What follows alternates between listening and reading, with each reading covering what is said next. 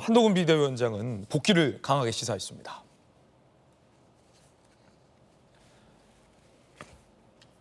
영입 당선인들에게 제가 정치로 끌어들였는데 자리를 지키지 못해 죄송하다. 저보고 당에 들어오신 거 안다. 조금만 기다려달라라고 조금만 기다려달라라는 메시지를 전달했다라고 합니다. 공부와 성찰을 하는 시간을 갖겠다라고도 밝혔습니다.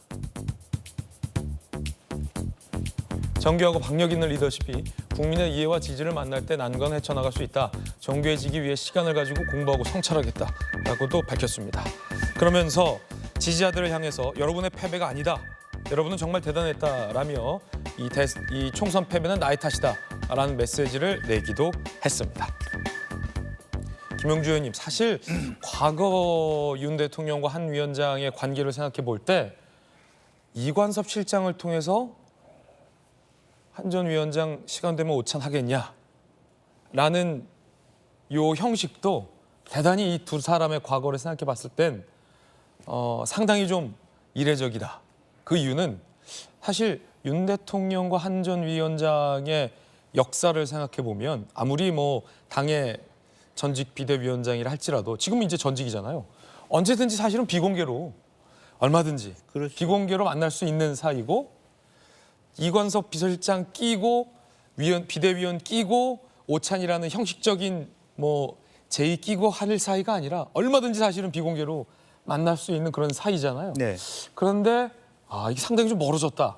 그렇습니다. 이렇게 평론들이 나와요. 네, 그렇지 않았다면 오히려 그런 그림이 나올 수도 있어요. 그러니까 한동훈 비대위원장이 쉬고 있는 모처에 가서 비서실장이 대통령을 대신해서 그동안에 수고하셨다고 꽃바구니라도 하나 위로의 말씀을 드린다고 또 다 같이 힘내자.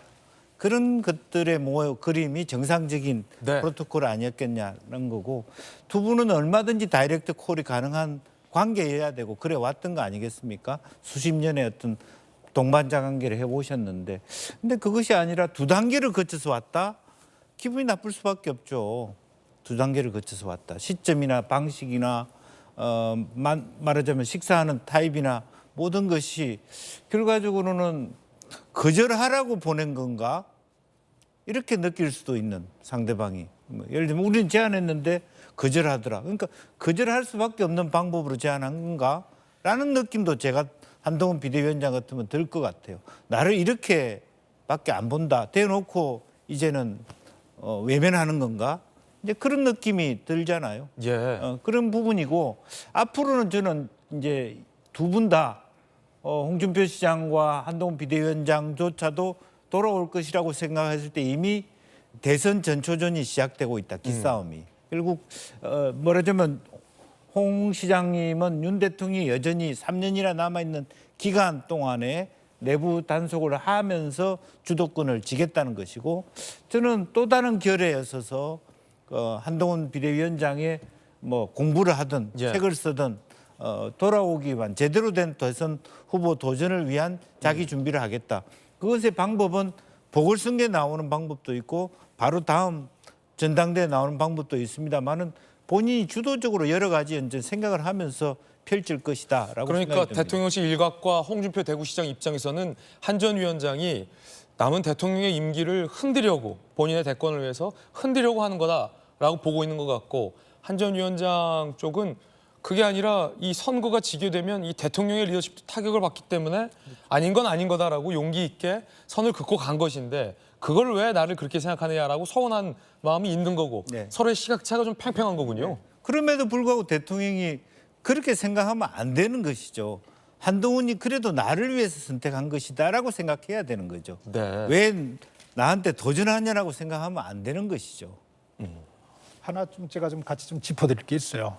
이게 뭐냐면은 일종의 해프닝이 돼버렸어요. 네. 일종의 해프닝이 돼버렸는데 이 해프닝을 통해서 읽을 수 있는 굉장히 중요한 그 함의가 하나 있습니다. 어떤 거요? 이번 일로 보면은 청와대에서는 명백하게 이번 선거의 패배 원인을 한동훈 비대위원장이 잘못했다고 보고 있는 거예요. 한동훈 비대위원장이 본인이 잘못해서 선거 결과가 이렇게 나왔다고 책임을 그쪽으로 돌리고 있기 때문에 청와대가 한동훈 비대위원장을 저렇게 홀대하고 있는 거예요. 대통령실이. 예, 그렇게 되고 있는 것이죠. 그런데 아까 홍준표 대표 뭐 배신의 배신의 정치 윤도 배신했다 하는데 우리 국민들은 다 알잖아요. 뭘 아냐면은 한동훈 위원장이 윤석열 대통령하고 선거 기간 동안에 맞섰던 게 크게 2번 있습니다. 근데 그것도 크게 맞섰던 게 아니에요. 하나가 김건희 여사의 명품백 문제 가지고 국민의 눈높이 얘기했었고요. 이종섭 호주 대사의 문제를 가지고 그 역시 국민의 눈높이에서 해결된다고 얘기했던 것뿐이에요. 네. 그걸 배신이라고 얘기한다면은 국민 모두의 마음을 청와대가 읽지 못해도 너무 읽지 못했다는 거거든요. 청와대가 이번 문제 이재명 대표도 만나고 그리고 각계각층의 얘기도 듣고 그리고 비서실장도 바꾸고 총리를 포함해서 내각도 전체 이제 뭐 대부분 교체를 하겠지만 이것의 대전제 조건은 우리가 이제까지 상황을 잘못 알고 있었고 우리가 잘못하고 있었구나라고 하는 기본 인식에서 이것이 전개되지 않는다면은 지금처럼 우리는 괜찮았는데 당에서 잘못했고 비대위원장이 잘못해서 선거가 이렇게 나왔다고 인식하게 된다면 이 다음부터 희망은 없는 것이죠. 하나 이 시점에 분명하게 말씀을 하나 좀 다시 짚어드릴게요. 제가 좀 화가 나서 그래요.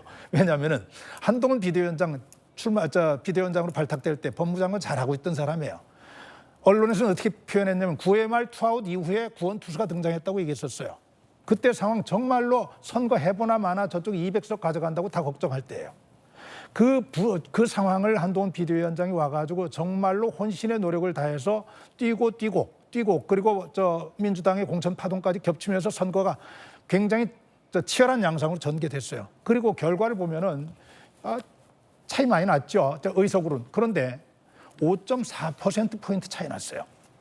한동훈 비대위원장이 아니었다면 5.4%포인트는 저 생각 못했다고 생각합니다. 왜요? 그 4년 전에 있었던 코로나 상황에서 재난지원금을 100만 원씩 한 가정에 퍼붓는 상황에서 그때 표자가 8.7%포인트예요. 그때보다 오히려 포인트가 한 3%포인트 정도 줄어든 거예요. 이거를 당에서 대통령이 그리고 지지자들이 그래도 한 위원장이 이 정도 했기 때문에 우리가 이만큼 왔어라고 인정을 해주는 이 자세가 우선 기본이 되고 거기서부터 시작을 해야지. 문제의 원인을 현실을 정확하게 진단하지 않고 엉뚱한 데서 이래서 문제가 있었어 저래서 문제가 있어서 제가 문제 얘가 문제 여기 시작하게 되면은 저는 국민의힘 청와대 앞으로도 큰 희망 갖기 어렵다고 굉장히 비관적으로 볼 수밖에 없습니다. 예, 박성규 전 차관의 의견 전해드렸습니다. 언론 보도나 이제 저희들이 취재한 거에 따르면 이건섭 실장이 한동훈 전 위원장 측에게 그리고 이건섭 실장이 윤재욱 원내대표를 통해서 당에게 또 이렇게 제안한 것으로 보도되고 있다는 말씀도 드리겠습니다.